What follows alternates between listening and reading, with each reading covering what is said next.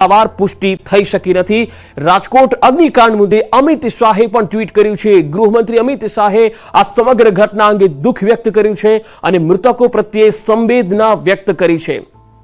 રાજકોટ અગ્નિકાંડ મુદ્દે કેન્દ્રીય ગૃહમંત્રી અમિત શાહે સોશિયલ મીડિયા એક્સ પર ટ્વીટ કર્યું અને તેમણે આ રાજકોટની ઘટનાને ખૂબ જ દુઃખદ ગણાવી અને મૃતકો પ્રત્યે સંવેદના વ્યક્ત કરી છે।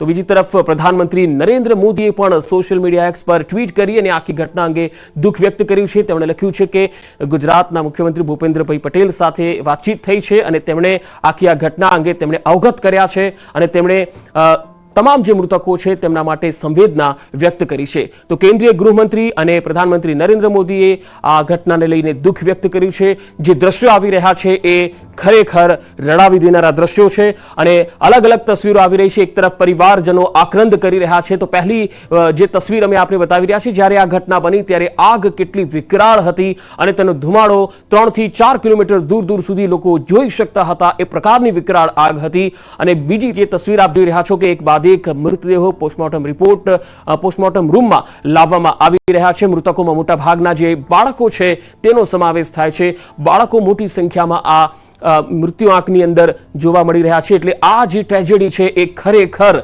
સૌને રડાવી દેનારી છે। ખરેખર આ ઘટના બની, હવે લોકો કહી રહ્યા છે કે જે લોકોનો પણ વાંક હોય, જવાબદારો છે, તેમની સામે એક્શન લેવામાં આવે, વધુમાં વધુ કડક સજા આપવામાં આવે, ફાંસીની સજા આપવામાં આવે, એવી પણ વાત કરી। શક્તિસિંહ ગોહિલે પણ આ ઘટનાને લઈને દુઃખ વ્યક્ત કર્યું છે। તો જે ત્યાં પ્રત્યક્ષદર્શી હતા તેમણે પણ કહ્યું છે કે આ ઘટના જ્યારે બની ત્યારે અચાનક જ આગ એટલી વિકરાળ બની ગઈ કે તેમાંથી બહાર નીકળવું અને બહાર નીકળીને બચીને જવું મુશ્કેલ બની ગયું હતું। કેટલાક લોકોએ બાળકોને જોયા પણ ખરા કે તેઓ ફસાયેલા છે, પરંતુ તેઓ કંઈ જ કરી શકે એવી સ્થિતિમાં ન હતા, એવું પણ એક પ્રત્યક્ષદર્શીએ ન્યૂઝ 18 સાથેની વાતચીતમાં કહ્યું।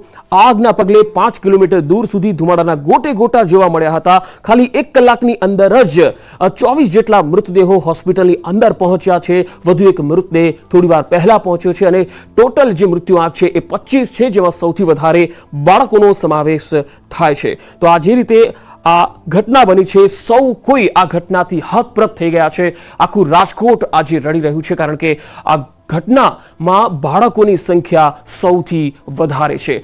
પરિવારજનો આક્રંદ કરી રહ્યા છે। કોઈની બહેન છે, કોઈનો ભાઈ છે, કોઈનો દીકરો છે, કોઈની દીકરી છે। આજે પરિવારજનોને આક્રંદ કરતા તમે જોઈ રહ્યા છો, તેમાંના એકની તો દીકરી હતી જે ત્યાં સ્ટાફમાં નોકરી કરતી હતી। અને હાલ રાજકોટમાં અગ્નિકાંડને લઈને એક મોટો ખુલાસો આવી રહ્યો છે કે અત્યાર સુધીમાં આગમાં 25 લોકો બળથું થઈ ગયા છે।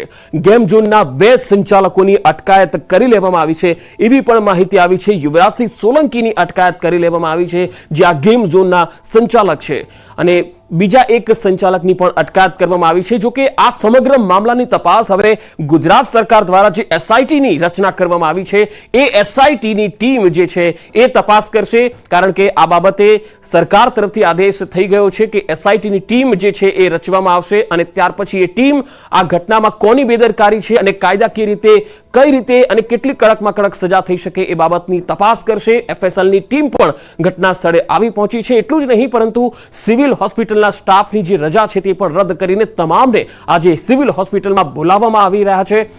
આ કારણ કે આ ઘટના જે છે એમાં એક બાદ એક મૃતદેહો જે રીતે પોસ્ટમોર્ટમ રૂમની અંદર આવી રહ્યા છે, તે રીતે જોતા આ મૃત્યુઆંક જે છે એ વધી રહ્યો છે।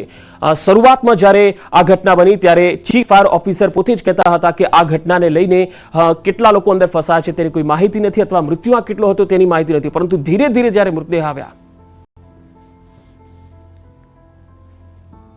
છે અને ચેક કરી રહ્યા છે કે ભાઈ કોઈ જગ્યાએ કોઈ ચૂક તો નથી રહી જતી ને। સર, આવનારા દિવસોમાં આવી ઘટના અમદાવાદમાં ન બને તે માટે ખાસ કરી હવે પછી જે ગેમિંગ ઝોન ચલાવતા હોય તે લોકોને કેવી તકેદારી રાખવા માટે સૂચન કરવામાં આવશે, સાથે સાથે વાલીઓ જે છે તેમને પણ આ પ્રકારનું સૂચન જે છે તે કોર્પોરેશન તરફથી કરવામાં આવશે કે કેમ?